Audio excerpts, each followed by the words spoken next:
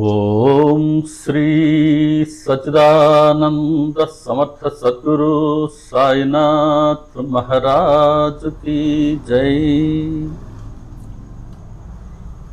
మన ఈరోజు వీడియో కార్యక్రమం ఏంటి అంటే, ఇంతకుముందు మణిమ్మ గారిని ఎలాగైతే పరిచయం చేసే అవకాశం బాబా గారు ఇచ్చారో, ఈరోజు జనవరి 8వ తారీఖున ఒక మంచి సాయి భక్తుడిని మీకు పరిచయం చేసే భాగ్యం బాబా గారు ఇచ్చారు. వీరు ఫోటో చూపిస్తాను చూడండి. మీరు చాలామంది వీరు పరిచితులు అయి ఉంటారు. శ్రీ ఆలూరు గోపాలరావు మాస్టర్ గారు. ఆలూరు గోపాలరావు మాస్టర్ గారు ఫోటో చూశారు కదా. నేను ఈరోజు వీరి గురించి పరిచయం చేస్తాను. వీరి సేవల్ని మనం ఎందుకు స్మరించుకోవాలి అంటే, మాస్టర్ గారు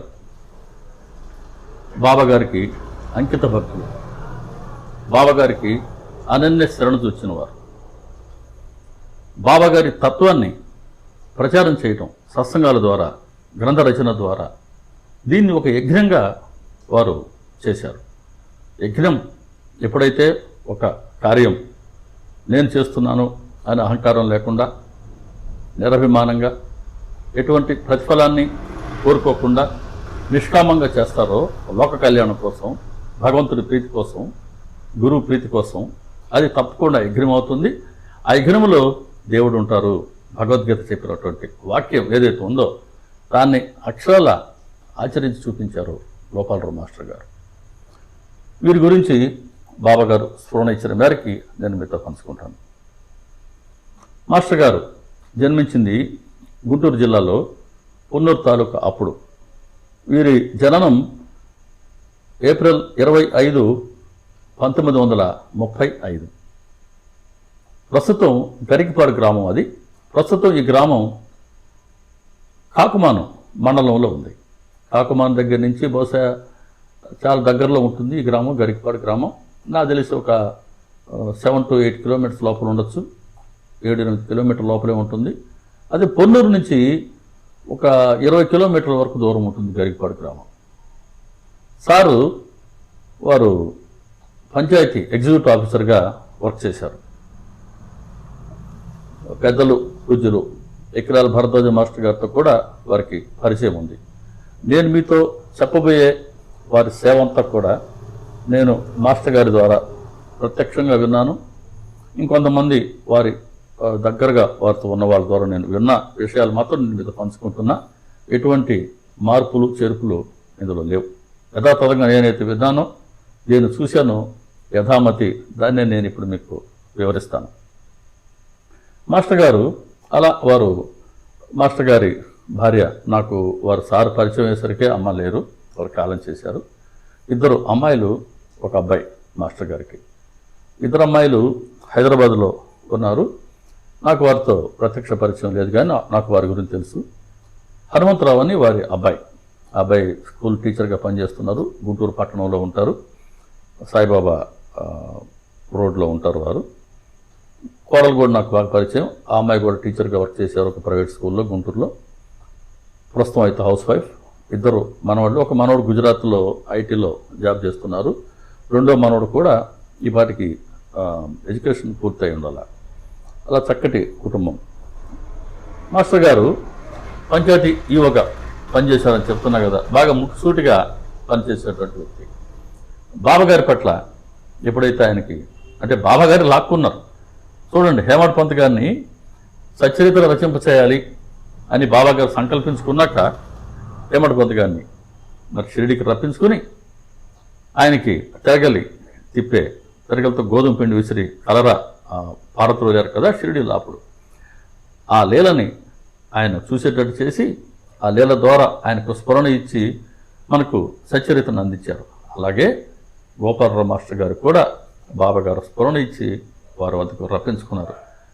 ఎంతగా బాబాగారి తత్వాన్ని ప్రచారం చేయాలా, బాబాగారి నామం 10 మందికి తెలియాలా, ఊరు వాడ బాబాగారి గురించి చెప్పుకోవాలి, వారి గురించి తెలుసుకోవాలి, అందరూ బాబాగారి భక్తులు కావాలి, బాబాగారిని ఆశ్రయించాలి, ప్రతి ఒక్కరూ శుభాన్ని పొందాలి అన్నది గోపాలరావు మాస్టర్ గారి ఆకాంక్ష. వారు ఎంతగా చేసేవారంటే, రిక్షా నాకు సార్ చెప్పారు, రిక్షా ఎక్కి కూర్చునేవారంట. ఒక మైక్ పట్టుకునేవారు.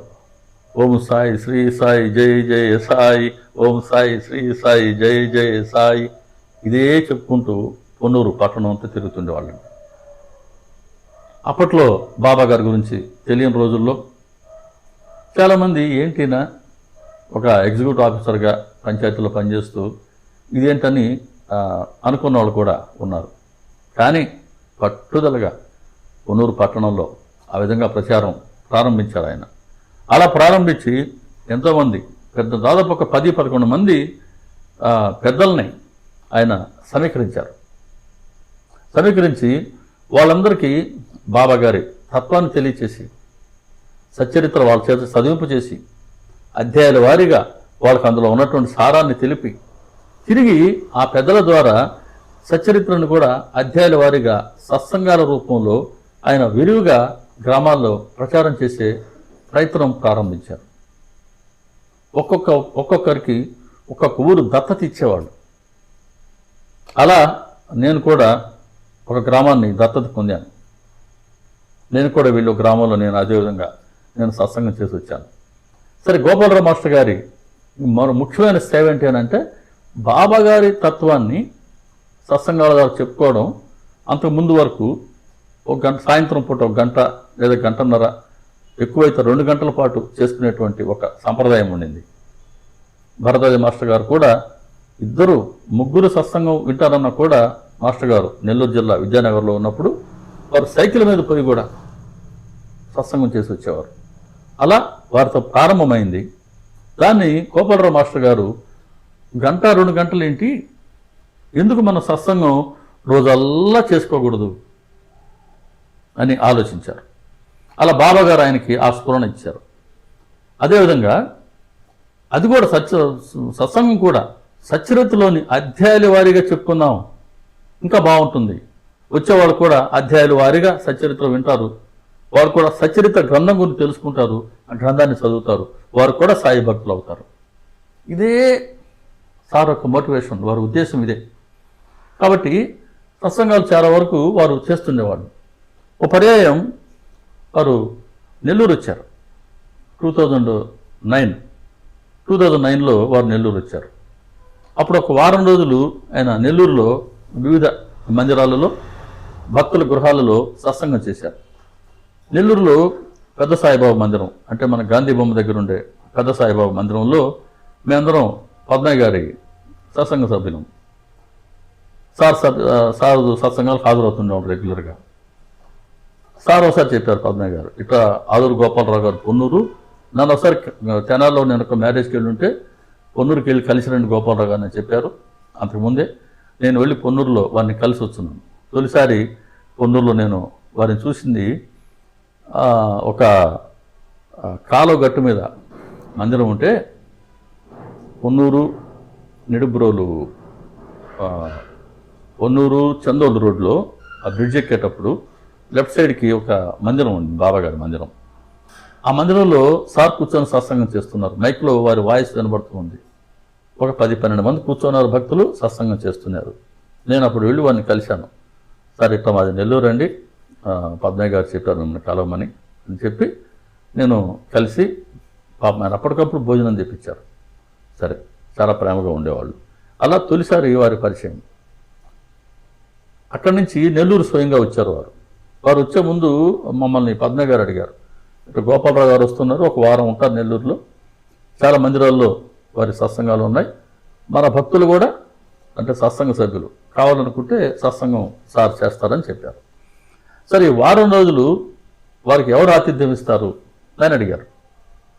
మా భాగ్యం, నేను నా వైఫ్ సునీత, సార్ మన ఇంట్లో ఉంటారులేండి అన్నాం. ఆయన సరే అన్నారు. అలా గోపాలరావు గారితో ఇంకా కొద్దిగా దగ్గర పరిచయం ఏర్పడటానికి బాబా గారు ఇచ్చిన అవకాశం.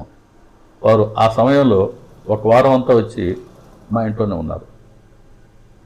నేనే వారిని ఎక్కడ మందిరంలో కార్యక్రమం ఉన్నా ఆ మందిరం తీసుకెళ్ళి నేను వారిని డ్రాప్ చేసి, సెలవుదినం అనుకోండి నేను సత్సంగంలో హాజరయ్యేవాడిని, పని దినం అనుకోండి నాకు పని ఉంటే నేను డ్యూటీ చూసుకుని వచ్చేవాడిని, తిరిగి మళ్ళీ సాయంత్రం వారిని తీసుకొచ్చేవాడిని. ప్రతిరోజు సాయంత్రానికి ఇంటికి తీసుకొచ్చి ఆ రోజు ఏం సత్సంగాలు జరిగినాయో వాటి గురించి మాకు వివరించేవాడు. అప్పుడు ఇద్దరు ముగ్గురు నెల్లూరులో ఔత్సాహికులం ఒక 5-6 మంది చేరి వారితో ఇంటర్వ్యూని అయ్యేవాళ్ళం. సార్ మాతో ముచ్చటిస్తుండేవాళ్ళు బాబా గారి చరిత్ర గురించి, సచ్చరిత్ర గురించి, బాబా గారి లీలల గురించి. అప్పుడు ఆయన ఎంకరేజ్ చేసేవాళ్ళు, ఇట్లా కాదు, మీరు సత్సంగాలు వినడం మాత్రమే కాదు, సచ్చరిత్రని అధ్యయనం చేయాలండి, సచ్చరిత్ర మీద పట్టు తెచ్చుకోవాలండి, చెయ్యితో బిగించి పట్టు తెచ్చుకోవాలండి, మీరు ప్రతి ఒక్కరూ సత్సంగం చేయాలని ప్రతి ఒక్కరిని 5 నిమిషాలు మాట్లాడమనేవాళ్ళు, పట్టుబట్టి మాట్లాడమనేవాళ్ళు. తప్పించుకొని పోవడానికి ఒప్పుకునేవారు కాదు, మీరు మాట్లాడాలంతే మాట్లాడండి. సరే, పెద్ద ఆయన చెప్తుంటే నోరు తెరిచి చిన్నగా పలుకులు పలికే ప్రయత్నం అప్పుడు జరిగింది. సరే, కొన్ని ముఖ్యమైన పాయింట్స్ సార్ చెప్తుండేవాళ్ళు, దాన్ని నోట్ చేసుకుంటుండేవాళ్ళం. అప్పట్లో పద్మయ్య గారు కూడా మాకు సచ్చరిత్ర ఓవి గ్రంథం, మణిగారి అనువాద గ్రంథం ఉంది, పెద్ద గ్రంథం, దాన్ని ఆధారంగా చేసుకుని సత్సంగాలు చేస్తుండేవారు. నేను కూడా అప్పుడు ఆ గ్రంథాన్ని అధ్యాయాల వారీగా చూసుకుంటూ వచ్చి దాన్ని పాయింట్స్ కూడా నోట్ చేసుకుంటూ వచ్చేవాడిని. నేను ఒకసారి ఆ బుక్ కూడా చూపించాను గోపాలరావు గారికి, ఇలా అధ్యయనం చేయండి మంచిది, ఏమైనా సందేహాలు ఉంటే నాకు ఫోన్ చేయమనేవాళ్ళు. సార్ అట్లా వారం రోజులుండి ఆయన పొన్నూరు వెళ్ళారు. వెళ్ళిన తర్వాత ఆయన, ఇలా మనం వెళ్ళి సత్సంగాలు చేసి వస్తున్నాం, బాగానే ఉంది, ఒక రాష్ట్ర స్థాయి కార్యక్రమం ఏర్పాటు చేద్దాం, 2 రోజుల పాటు కార్యక్రమం జరుపుదాం, ఎక్కడెక్కడైతే 2 తెలుగు రాష్ట్రాల్లో, అప్పట్లో ఉమ్మడి ఆంధ్రప్రదేశ్ కదా, సో ఆంధ్రప్రదేశ్ రాష్ట్రంలో ఎక్కడెక్కడైతే సత్సంగాలు చేసే వాళ్ళు ఉన్నారో వాళ్ళందరినీ తీసుకుందాం, ఒక వేదిక మీద కలుపుదాం, ఒక్కొక్కరికి 1-2 అధ్యాయాలు ఇద్దాం, మొదటి రోజంతా 26 అధ్యాయాలు. గోపాలరావు మాస్టర్ గారు ప్రత్యనారాయణరావు గారి గ్రంథం ఆధారంగానే సత్సంగాలు చేసేవారు. మాస్టర్ గారు దాదాపు 25 గ్రంథాలు రచించారండి. బాబాగారి లిటరేచర్ 25 గ్రంథాలు బాబాగారు వారి చేత రచింపు చేశారు. అందులో ఒకటి ఇంగ్లీష్లో కూడా రాశారు సార్, అది నవమాసాలు ఎట్లా జీవుడు గర్భంలో, తల్లి గర్భంలో ఎట్లా పెరిగి పెద్దవాడు అవుతాడు అనేది, దాని మీద ఆయన చాలా చక్కగా ఇంగ్లీష్ బుక్, చిన్న బుక్ రాశారు. 25 గ్రంథాలండి రాసింది, 1-2 కాదు, 25 గ్రంథాలు రచించారు బాబాగారు. చాలామంది భక్తులను పరిచయం చేశారు, బాబాగారు అంకిత భక్తుల గురించి రాశారు, అనేక మంది బాబాగారి లీల గురించి ఆయన విశ్లేషణతో రాయడం జరిగింది. తారీఖు వారీగా ఆయన ఒక క్రోనలాజికల్ ఆర్డర్లో షిరిడీలో బాబాగారు ఎప్పుడు ప్రకటమయ్యారు, ఇవన్నీ వివరాలన్నీ రాసేవాళ్ళు. తర్వాత బాబా సత్సంగం మీద ఒక గ్రంథం, ఎలా బాబాగారికి పూజ చేయాలి, హారతులు, సాయి సత్యవ్రతం ఎలా చేసుకోవాలి, ఇలా బాబాగారికి సంబంధించి ప్రతి అంశం మీద మాస్టర్ గారు గ్రంథాలు రచించారు. తర్వాత బాబాగారి దేహానంతరం కూడా ఏ భక్తులకు ఎటువంటి అనుభవాలు ఇచ్చారో ఆయన సేకరించి మరి ఒక పెద్ద గ్రంథం రాశారు. దాంట్లో ఇప్పటి భక్తుల అనుభవాలన్నీ అందులో ఉన్నాయి, చదువుకోవచ్చు. ఆ గ్రంథాలన్నీ మనకు అవైలబిలిటీలో ఉంటాయండి, చక్కగా వాటిని చదువుకోవచ్చు. బహుశా నేను చెప్తాను ఏ పబ్లికేషన్స్లో ఉంది అని అంటే, సార్ జనరల్గా ఒక నేను చెప్తాను, అది చెప్తాను. ఒక పబ్లికేషన్ ఉంది ప్రత్యేకంగా, అక్కడే చేయించేవారు సార్, నేను చెప్తాను అది. ఆ పొన్నూరులో ఒక మన రాష్ట్ర స్థాయి సాయి సచ్చరిత్ర అవగాహన సదస్సు అని పెట్టారండి. 2 days కార్యక్రమం. మొట్టమొదటి రోజు 26 అధ్యాయాలు, ఒక 10-12 మంది వక్తలకి ఒక అధ్యాయమో 2 అధ్యాయాలు ఆయన మీరు అధ్యాయం చెప్పాలని మాకు చెప్పి మాకు కేటాయించేవాళ్ళు. 2వ రోజు 26 అధ్యాయాలు. అలా మొత్తం 2 రోజులు హాజరైతే ఎవరైనా సరే సంపూర్ణంగా సచ్చరిత్రని వింటారు, సచ్చరిత్ర గ్రంథం పరిచయం అవుతుంది. తర్వాత వారు కూడా వెళ్ళి ఆ గ్రంథాన్ని చదువుతారు, అధ్యయనం చేస్తారు. సత్సంగాల ద్వారా మనం మెల్లమెల్లగా గ్రంథాన్ని పరిచయం చేద్దాం, బాబాగారి తత్వాన్ని భక్తులకు తీసుకెళ్దాం, ఇలా మనం సేవ చేద్దాం అనే తలంపుతో పొన్నూరులో బాబాగారి మందిరం ఉంది. ఆ మందిరం నిర్మాణానికి వారు చాలా సేవ చేయడం జరిగింది. ఆ సాయినగర్లోని సాయి మందిరానికి ఆయన కార్యదర్శిగా 1988 సంవత్సరం నుంచి 10 సంవత్సరాలు ఆయన సేవ చేశారు. బాబాగారి మార్గంలోకి మాస్టర్ గారు వచ్చింది 1986 సంవత్సరం. అంటే వారి 51 సంవత్సరాలు అయిన తర్వాత వారు సాయి మార్గంలోకి ప్రవేశించారు. అప్పటి నుంచి ఇది నేను చెప్పింది 2009లో కార్యక్రమం. సో 23 ఏళ్ళ నుంచి ఆయన చేసిన అధ్యయనం, ఆయన చేసిన సాధన చివరికి బాబాగారి తత్వాన్ని సత్సంగాల రూపంలో మనం తీసుకెళ్ళాలి అని ఒక గట్టి పట్టుదలతో ప్రేమగా ఈ కార్యక్రమం ఏర్పాటు చేసి పొన్నూరులో చాలా మంచి టీం, ఒక 11-12 మంది సీనియర్స్, బాగా అప్పటికే వాళ్ళకి 60 years అట్టుండేది. ఇప్పుడు దాదాపు అందరూ 80 years క్రాస్ అయినారు ఆ పెద్దలందరూ కూడా. వాళ్ళు కొంతమంది కాలం చేస్తున్నారు, కొద్దిమంది ఇప్పటికీ బాబాగారు సేవ చేసుకుంటున్నారు. పొన్నూరులో హనుమంతరావు గారు, విద్యాసాగర్ రావు గారు ఉన్నారు ఇప్పటికి, సుబ్బారావు గారు, సాంబశివరావు గారు, ఇంజనీర్ ఒక ఆయన, ఇంకో సాంబశివరావు గారు, ఈ పెద్దలు వాళ్ళు కాలం చేశారు. ఇలా చాలామంది పెద్దలను ఆయన సమీకరించి వాళ్ళందరికీ బాబాగారి తత్వాన్ని చిన్నపిల్లలా కూర్చోబెట్టుకొని చెప్పేవారండి పొన్నూరులో వారి ఇంట్లో. వీళ్ళందరి చేత అధ్యయనం చేయించేవాళ్ళు, వీళ్ళందరి చేత సత్సంగాలు చేయించేవాళ్ళు. లేడీస్ కూడా పొన్నూరులో ఉండే ఆ అదృష్టవంతులు మహిళా సభ్యులు ఉంటే వాళ్ళందరినీ సమీకరించి వాళ్ళకు కూడా గ్రంథాన్ని పారాయణ చేయించి ఒక్కొక్క అధ్యాయం మీద ఒక్కొక్కరికి కేటాయించి నోట్స్ తయారు చేసి ఇచ్చి దాన్ని చదవాలి, చెప్పాలి. అలా వాళ్ళని ట్రైనప్ చేశారు, ప్రాక్టికల్గా ట్రైనప్ చేశారు. దాంట్లో చాలామంది సోదరిమణులు చక్కగా సత్సంగాలు చేసే స్థాయికి వచ్చి కూడా ఉన్నారు, చేస్తుంటారు ఇప్పటికి కూడా. అలా ఆ 2 రోజులు ఈ అందరితో కలిపి ఆయన కార్యక్రమం చేశారు. ఆ కార్యక్రమానికే మణిమ గారు పొన్నూరు వచ్చారు. మణిమ గారితో కాస్త దగ్గరగా పరిచయం అయిన భాగ్యం నాకు ఆ కార్యక్రమంలోనే జరిగింది. అప్పుడు నాకు 16-17 అధ్యాయాలు కేటాయించారు. నేను దాన్ని ఆ రోజు సత్సంగం చేయడం జరిగింది. ఈ విధంగా కార్యక్రమం నెల్లూరు, తెనాలి, గుంటూరు, ఇంకా కందుకూరు, ఒంగోలు, హైదరాబాదు, శ్రీశైలం, అనంతపురం, ఇలా 2 అంటే ఇప్పుడు ప్రస్తుతం 2 తెలుగు రాష్ట్రాల నుంచి కూడా అందరూ చాలామంది భక్తులు హాజరయ్యారు. ఆ మందిరంలో, బాబాగారి మందిరం ఎదురుగా ఫస్ట్ ఫ్లోర్లో హాల్ ఉంది. చక్కగా దాదాపు ఒక 150 మంది ప్రశాంతంగా కూర్చొని వినేందుకు పెద్ద హాలు, అక్కడే కార్యక్రమం జరిగింది. ఆ సార్ ఎవరైతే సేకరించారో వాళ్ళందరూ కూడా చాలా ఉత్సాహంగా పాల్గొన్నారు. మేము చాలా అప్పుడు అనుకున్నాం, అరే చూడు వీళ్ళు అప్పట్లోనే 60+ ఉన్నారు, 2009. అప్పుడు మేము ఇంత 46-50 years లోపల ఉన్నాం. సో వీళ్ళందరూ ఇంత బాగా చక్కగా సర్వీస్ చేస్తున్నారు. సో మనం కూడా ఇలా బాబాగారి కార్యక్రమాలకి మనం కూడా సర్వీస్ చేయాలని ఒక ఇన్స్పిరేషన్ ఆ కార్యక్రమం ద్వారా జరిగింది. అలా ఒక రోజల్లా మనం సత్సంగాలు చేసుకోవచ్చు, అది కూడా సచ్చరిత్ర ఆధారంగా అధ్యాయుల వారీగా చేసుకోవచ్చు అని ఈ ఆలోచన మాస్టర్ గారి బ్రెయిన్ చైల్డ్, బాబాగారు మాస్టర్ గారికి ఇచ్చినటువంటి ఒక మంచి ఆలోచన, ఒక వరం. గోపాలరావు మాస్టర్ గారి ఆ సంకల్పం, బాబాగారి ఆ వరం ఇప్పుడు ఊరికి వచ్చేసింది. ఈరోజు ఎక్కడ సత్సంగం జరిగినా 1 రోజు, 2 రోజులు, 3 రోజులు, వారం రోజుల పాటుగా సచ్చరిత్ర ఆధారంగా సత్సంగాలు జరుగుతున్నాయనంటే, ఇంకా బాబాగారి తత్వం వ్యాప్తి చెందుతూ ఉందంటే, ఎక్కువ మంది సచ్చరిత్ర చదువుతున్నారు అనంటే, సత్సంగాల పట్ల ఆకర్షితులు అవుతున్నారు అనంటే, సత్యవ్రతాలు చేసుకుంటున్నారు అనంటే, దీనికి అన్నిటికీ మూలం గోపాలరావు మాస్టర్ గారి అనితర సాధ్యమైన నిస్వార్థమైన సేవ. ఇది ఆయన వారి ప్రత్యేకం. చాలా సింపుల్గా, హంబుల్గా ఉండేవాళ్ళు.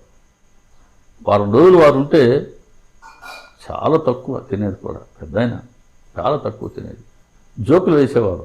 ఆ జోకులు కూడా బాబా గారికి సంబంధించిన లీల ద్వారానే జోకులు వేసేవారు. ప్రాపంచిక విషయాలు వారు మాట్లాడంగా నేను వినలేదు. అప్పటి నుంచి మాస్టర్ గారితో బాగా పరిచయం ఏర్పడింది.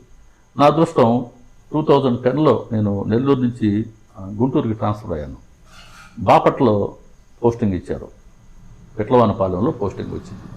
సో బాపట్లో ఆఫీస్ ఉండేది, నేను బాపట్లో ఉంటుండేవాడిని. నైట్ ఆల్ట్ బాపట్లో ఉండాల్సి వచ్చినప్పుడు నేను నైట్కి పొన్నూరుకు వచ్చేసేవాడిని 8 o'clock తర్వాత. అయినా వచ్చి మాస్టర్ గారు ఒక్కరే ఉండేవారు. ఆయనే వండుకునేవారు. రైసు, అన్ని కూరగాయల ముక్కలు, కాస్త ఉప్పు వేసుకొని స్టవ్ మీద పెట్టుకునేవారు. అది ఆయన భోజనం. నేను వచ్చి మాస్టర్ గారితో మేము ఇద్దరమే నైట్ 10:30, 11 దాకా అటు ఒక మంచం ఇటు ఒక మంచం ఉండేది. ఎన్నో విషయాలు చెప్తుండేవారు.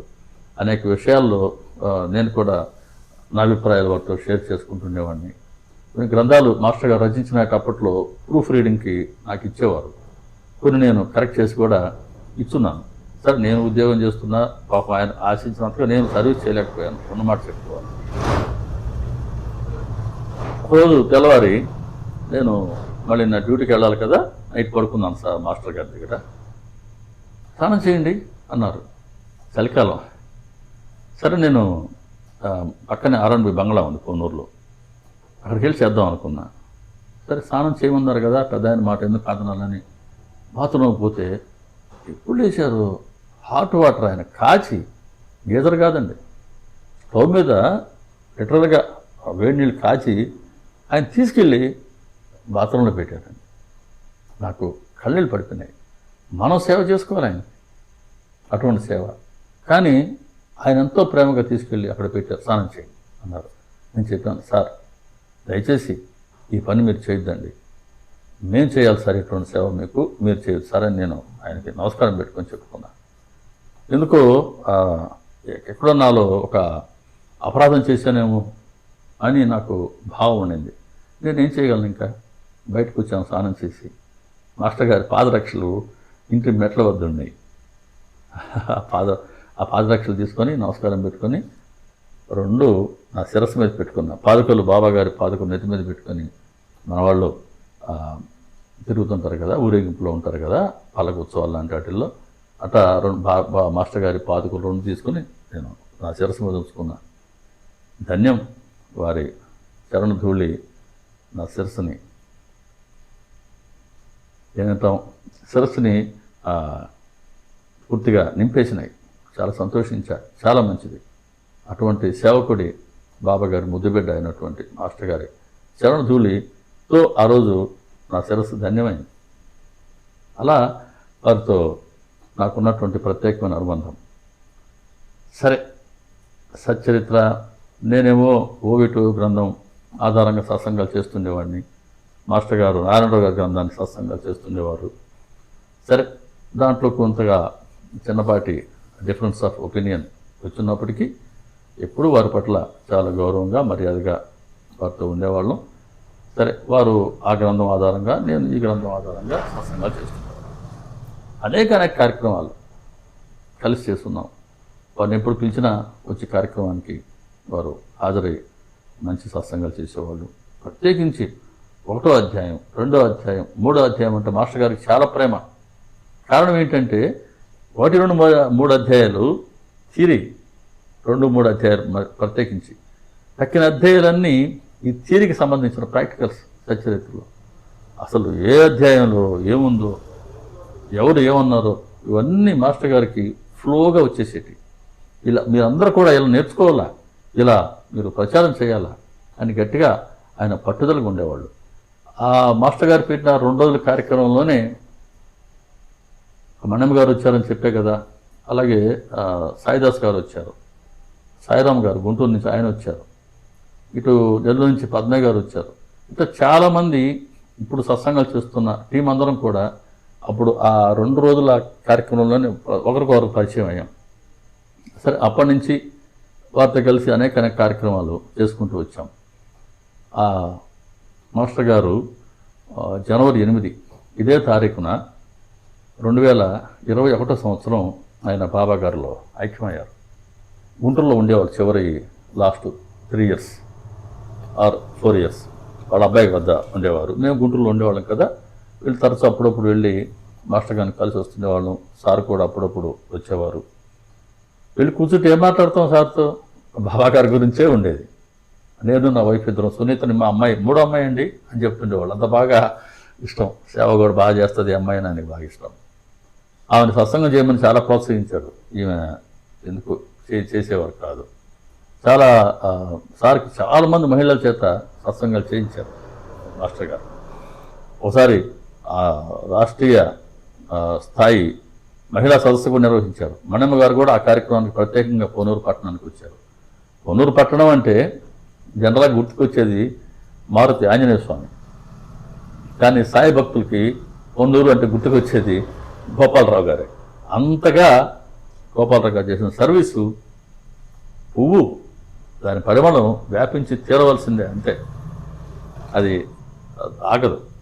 అలా వారు మాస్టర్ గారు నిస్వార్థమైన సేవ, ప్రత్యేకించి మళ్ళీ మళ్ళీ చెప్తున్నాం, నిస్వార్థమైన సేవ, చాలా సింపుల్గా ఒక అంకిత భావంతో కేవలం బాబాగారి తత్వాన్ని ప్రచారం చేయాలి, 10 మంది తెలుసుకోవాలి అన్న ఒక ఆతురత, బాబాగారి పట్ల ప్రేమ, భక్తి, శ్రద్ధ, విశ్వాసం, నిష్ఠ ఇవన్నీ కలిపి ఆ వయసులో కూడా ఆయనకు అంత ఎనర్జీని ఇచ్చాయి.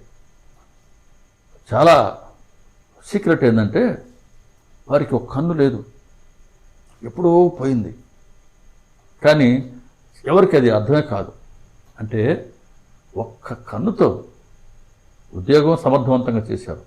పెద్దపరిమిలో, గుంటూరు దగ్గర తాడికొండ మండలం పెద్దపరిమిలో కూడా వారు చివరిసారిగా పంచాయతీ ఎగ్జిక్యూటివ్ ఆఫీసర్గా పనిచేశారు. అక్కడే బహుశా రిటైర్మెంట్ అక్కడే జరిగినట్టుగా ఉంది.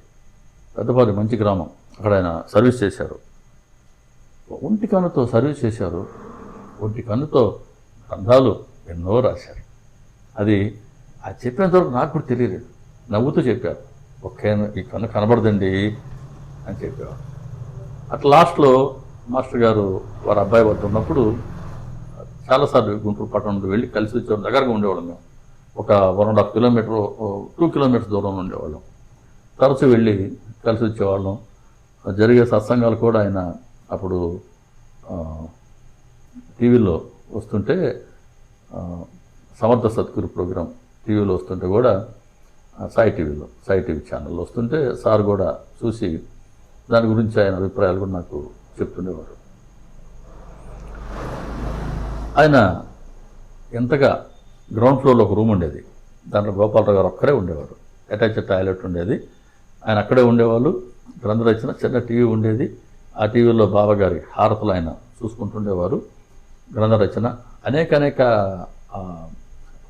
మంత్లీ మ్యాగజైన్స్ బాబాగారి గురించి, అనేక ఈ నెలవారీ ప్రచురితమయ్యే పత్రికలకి ఆయన వ్యాసాలు రాసేవారు. అసలు ఊరికే ఉండేవారు కారండి. రైటింగ్ చాలా ఇష్టం. వ్యాసం రాయాల్సిందే, ఏదో ఒకటి ఆయన స్ఫోరణకు వస్తుంది, టక్కన పెన్ను పేపర్ తీసుకుని రాసేస్తారు. అది ఎవరికొవరికి ఓ మాసపత్రికకి పంపిస్తారు, అది ప్రింట్ అవుతుంది, లేదా గ్రంథమే రాస్తారు.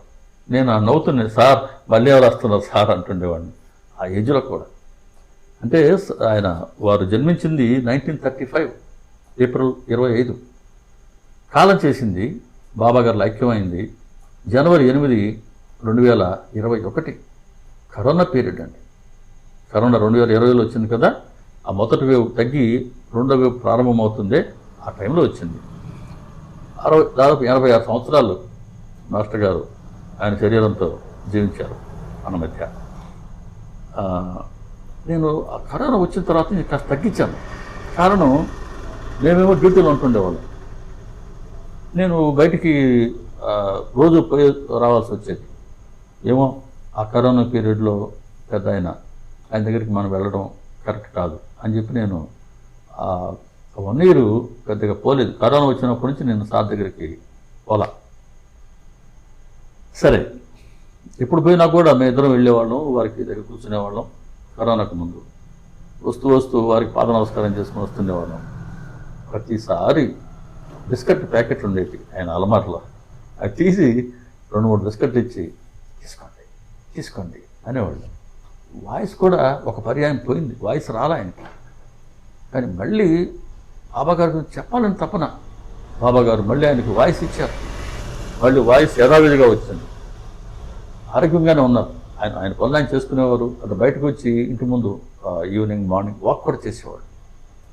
ఆ రోజు జనవరి 8 ఏం జరిగిందంటే, ఊది బాగా యూజ్ చేసేవాళ్ళు. షిరిడికి ఎవరైనా పోయించినా కూడా ఊది ప్యాకెట్లు ఇస్తే ఆ ఊది శరీరం అంతా రాసుకునేవారు, ధరించేవాళ్ళు. శరీరం ఆ ఊది కూడా ఆయన నోట్లో వేసుకొని దాన్ని స్వీకరించేవారు. ఊదిని చాలా విపరీతంగా యూజ్ చేసేవారు, శరీరానికి అంతా రాసుకునేవారు. ఆ జనవరి 8వ తారీఖు ఉదయం సార్ నిద్రలేచారు, కాడార్తి చేసుకున్నారు. బయట గేట్ దగ్గర న్యూస్ పేపర్ వస్తుంది. ఆ పేపర్ బాయ్ న్యూస్ పేపర్ నాకు గేట్లో పెట్టేసి వెళ్తారు, గ్రిల్లో. పేపర్ తీసుకొచ్చాడు. వాళ్ళ అబ్బాయి 2 wheeler కిందే ఉండేది, మోటార్ సైకిల్ మీద పెట్టాడు. వాళ్ళ అబ్బాయి తీసుకెళ్తాడే అని చిన్నగా రూమ్లో మళ్ళీ వెళ్ళి బెడ్ మీద కూర్చున్నారు. బెడ్ మీద కూర్చున్న ఆయన అలాగే నెమ్మదిగా పడుకున్నారండి. అంతే బాబా గారు లక్ష్మయ్యారు. ఎటువంటి బాధ లేదు, పడింది లేదు, ఎటువంటి ఆయాసం లేదు. శుభ్రంగా శ్వాస చక్కగా తీసుకుంటూనే ఎటువంటి బాధ లేకుండానే కాడార్తి చేసుకుని, చూడండి కాడారు చేసుకున్నారు. నాకు గుర్తున్నంత వరకు ఆ రోజు ఏకాదశి అనుకుంటున్నా, నాకు గుర్తున్నంత వరకు ఆ రోజున ఉదయం ఇంచుమించు అరౌండ్ 8 లోపలే మాస్టర్ గారు మంచం మీద అలా పడుకుని పోయారు. అంతే. తర్వాత వారి కోడలు బ్రేక్ఫాస్ట్ తీసుకొచ్చేవారు రోజు. అంటే పైకి వెళ్ళేవారు కాదని, మెట్లు దిగి అమ్మాయి తీసుకొచ్చేవారు. చూస్తే కదలిక లేదు. అప్పుడు చెప్తే అబ్బాయి చూసి వచ్చి అప్పుడు మా అందరికీ తెలిసింది. నేను అప్పుడు ఆఫీసులోకి వెళ్ళిపోయాను. వెళ్ళిపోతే కూడా తెలియంగానే మళ్ళీ వచ్చేసాం. సెలవు పెట్టేసి సార్కి చెప్పేసి వచ్చి కరోనా పీరియడ్ మా సత్సంగ సభ్యులు కూడా చెప్పాను, ఇట్లా రండి మాస్టర్ గారు ఆ రోజు సాయంత్రం వారి ఎత్తుబడి జరుగుతుంది, సో మనం ఉన్నాం మాస్టర్ గారికి చివరి ఉడుకోలు పలకదామని చెప్తే ఒక 7 to 8 మెంబర్స్ కరోనా పీరియడ్లో కూడా సత్సంగ సభ్యులు రావడం జరిగింది. సరే తగు జాగ్రత్తలు తీసుకున్నాం, ఇంకంతా బాబా గారి దయ. వచ్చి సార్ని అక్కడ బయట స్నానం చేస్తుంటే దుఃఖం ఆగలేదు. సరే మరణం అనేది సహజమైనటువంటిది. సరే ఒక జీవుడు మరణం అనేది అది అంతటితో అంతమే కాదు, దానికి బాబా గారి సంకల్పానుసారమే అది జరుగుతుంది. అయినా కూడా ఎంతో వైభవంగా కొన్ని వేల సత్సంగాలు చేసిన వారు, కొన్ని వందల వ్యాసాలు రాసిన వారు, 25 గ్రంథాలు బాబా గారి పట్ల రాసిన వారు, సాయిబాబా సాయిబాబా సాయిబాబాని అహర్నిశలు బాబా గారినే ధ్యానిస్తూ ఉండేటువంటి వారు. ఆ రోజు అలా ఆయన అలా ముడుచుకొని పడుకున్నట్టుగా ఉంటే, కుర్చీలో కూర్చొని ఉంటే దుఃఖం ఆపుకోలేకపోయాం.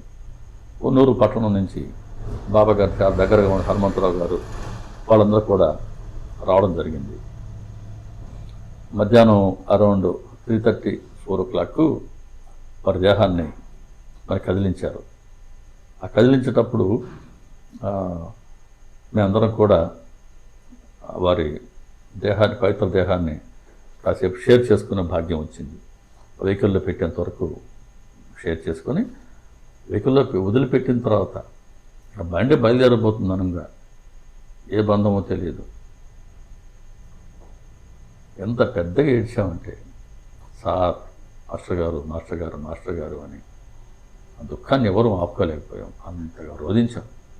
కన్నీటితో వారికి స్వాగతం పలికాం. ఇదే జనవరి 8, 2021 సంవత్సరం. సరే ఆ తర్వాత సంవత్సరం 22వ సంవత్సరం విజయవాడలో పాండురంగ విఠలని వరప్రసాద్ అని మంచి బాబాగారు భక్తుడు. ఈ ఇద్దరు కూడా మాకు ఆ గుంటూరులో పొన్నూరులో 2 రోజులు సత్సంగం జరిగింది 2009లో. అప్పటి నుంచి పరిచయం. సత్సంగాలు ఎక్కడున్నా వస్తారు ఇద్దరు. విజయవాడ బ్రదర్స్ అంటుంటాం మేము. చాలా మంచి భక్తులు. వరప్రసాద్ చక్కగా పాటలు కూడా పాడతాడు, విఠల గారు కూడా మంచి పాటలు పాడతాడు. ఇద్దరు మంచి భావికులు, మంచి భక్తులు. ఎక్కడ సత్సంగం హాజరవుతారు, వచ్చి సపోర్టివ్గా ఉంటారు, ఎంత సర్వీస్ అయినా చేస్తారు. మేము ముగ్గురం ఆలోచించుకున్నాం, మాస్టర్ గారు 1 year పూర్తిగా వస్తుంది, 2 నెలల ముందే ఆలోచించాం. 2-3 నెలల ముందే వారి సర్వీస్ని ఒక్కసారైనా సరే మనం స్మరించుకుంటే కదా బాగుంటుంది. స్మరించుకుంటే ఆ సేవ గురించి మనం చెప్పుకుంటూ ఉంటే ఇంకొంతమందికి అది ఒక ఇన్స్పిరేషన్, ఒక ప్రేరణ వస్తుంది. పైకొచ్చు బాబా గారి ముద్దుబిడ్డ కాబట్టి ఆ మాస్టర్ గారి సేవలు మనం ప్రతి సంవత్సరం మనం స్మరించుకుంటూ ఉంటే బాబా గారు సంతోషిస్తారు అని సంకల్పించుకొని కరోనా పీరియడ్ 2వ వేవ్ తీవ్రంగా ఉంది. 2వ వేవ్ ముగిసింది, 3వ వేవ్ స్టార్ట్ అయింది. అప్పుడు కూడా హెచ్చరికలు అయితే ఉన్నాయి. నాకు తెలిసి ఒక 50-100 మందికి మించి హాజరు కాకూడదని ఆంక్షలు కూడా అప్పట్లో ఉన్నాయి. అయినా సరే ఒకసారి మళ్ళీ ఆ రోజు గడిచిపోతే అలవాటు ఆనవాయితీ, అంటే ఒక మంచి ఆనవాయితీ ప్రారంభించుకుందాం ప్రేరణ ఇచ్చారు కాబట్టి బాబా గారు వెళ్ళి గుంటూరులో సప్తఋషి ఆశ్రమం అని వాళ్ళు మందిరం వాళ్ళు చాలా సంతోషంగా ఒప్పుకున్నారు. సోదరి వాడు ఒప్పుకున్నారు. అక్కడ పెద్ద హాల్ ఉంది, పెద్ద మన ద్వారకామయ్య మండపం లాగా పెద్ద మండపం, రేకుల షెడ్ ఉంటుంది పెద్దది. దాదాపు ఒక 300 మంది హ్యాపీగా కూర్చోవచ్చు అన్నమాట. అక్కడ ఏర్పాటు చేసుకున్నాం. గోపాలరావు గారి మొట్టమొదటి సంస్మరణ సభ. సత్సంగాల ద్వారానే రాష్ట్ర స్థాయిలో ఉన్న వారందరినీ ఆహ్వానించాం. కృష్ణావదుల రాజేంద్ర ప్రసాద్ గారు కూడా అప్పుడు మాకు పొన్నూరులో పరిచయం. ఆ కార్యక్రమంలోనే ఆ సార్ కూడా పెద్ద ఆయన కూడా కార్యక్రమానికి వచ్చారు. ఇంకా రాష్ట్ర వ్యాప్తంగా ఎవరెవరైతే సత్సంగాలు చేస్తున్నారో, ఎవరెవరికైతే గోపాలరావు మాస్టర్ గారితో ప్రత్యక్షంగా సంబంధం ఉందో, పరిచయం ఉందో, వాళ్ళందరినీ ఎవరిని మిస్ అవ్వకుండా అందరిని పిలిచారు. దాదాపు అందరూ 96-97% మంది అందరూ హాజరయ్యారు. ఆ రోజల్లా 15 minutes 20 minutes మాస్టర్ గారు చేసిన సేవను వాళ్ళు పరిచయం, వాళ్ళు దాన్ని సభకి పంచుకుంటూ వచ్చారు. కరోనా పీరియడ్ ఎట్లా జరుగుతుందో, ఎంతమంది రాగలరో అని అనుకున్నటువంటి నేపథ్యం పోయేసండి దాదాపు 350-400 మంది హాజరయ్యారు. అంటే ఎంత ప్రేమ చూడండి.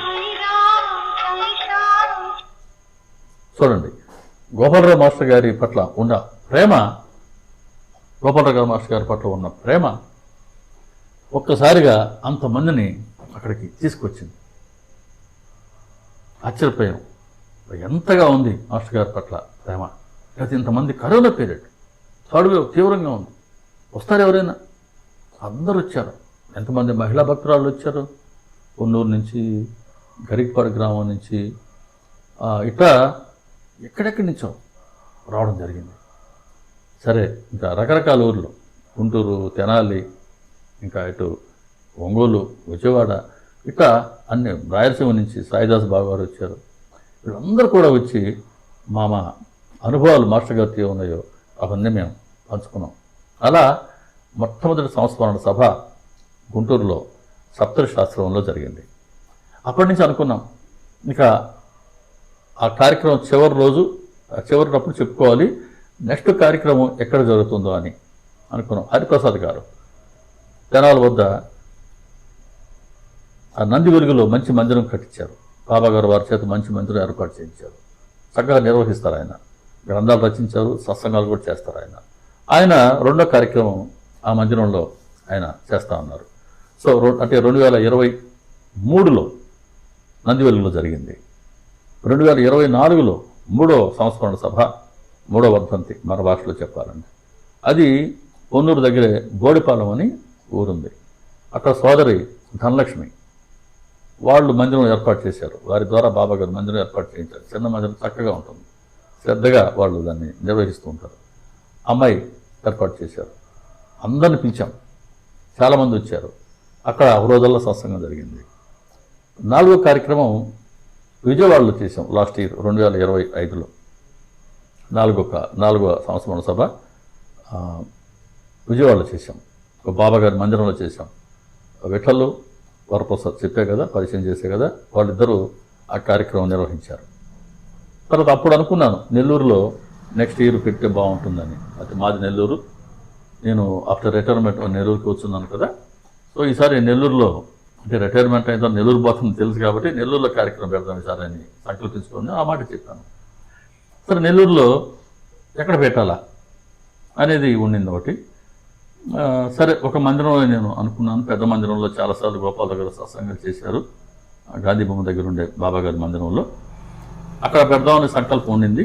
ఎందుకు అక్కడ ఏర్పాటు జరగలేదు.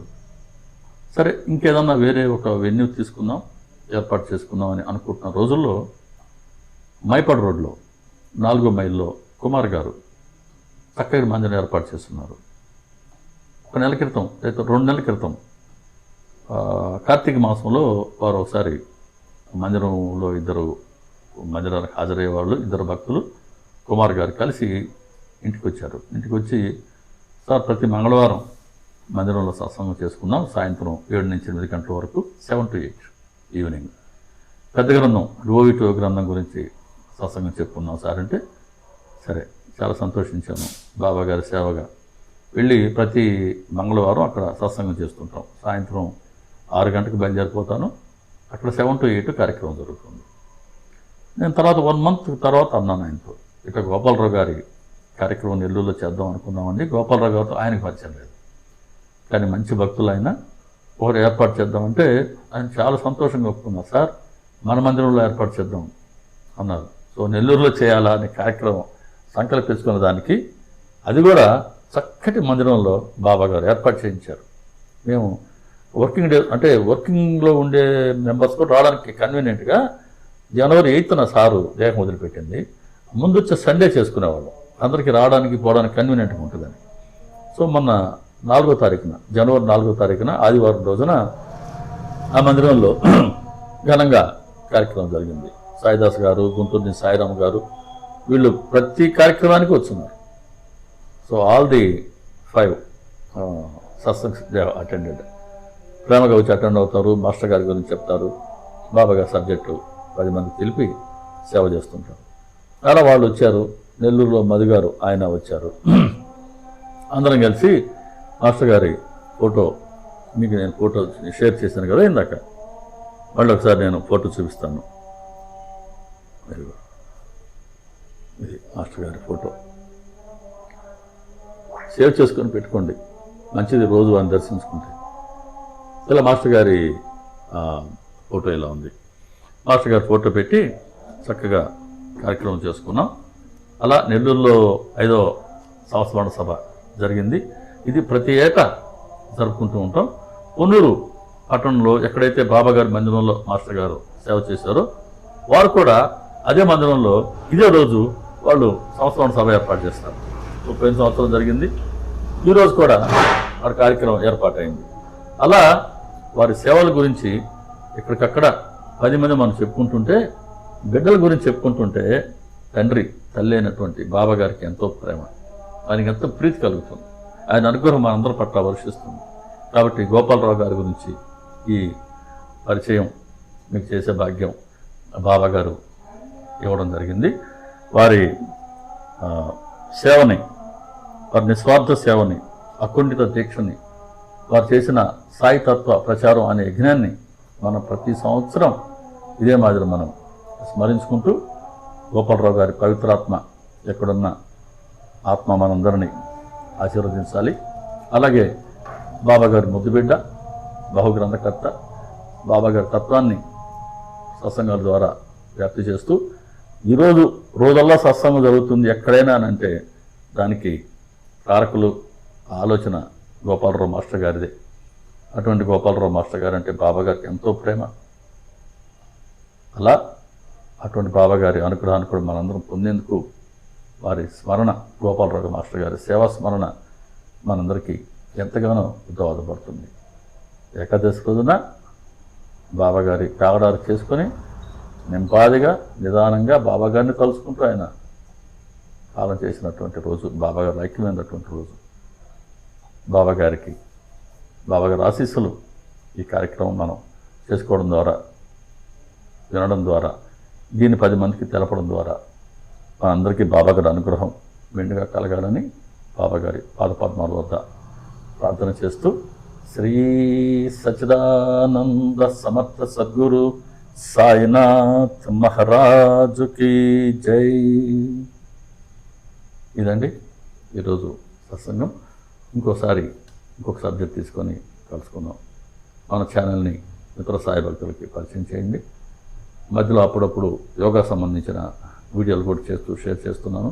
ఇది మోకాళ్ళ నొప్పులకు చేశాను. కొంతమందికి నయమైన ఫీడ్బ్యాక్ ఇచ్చారు. షుగర్ మీద చేశాను.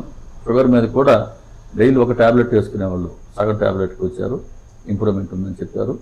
తలనొప్పికి చేశాను, సూర్య నమస్కారాలు చేస్తున్నాను.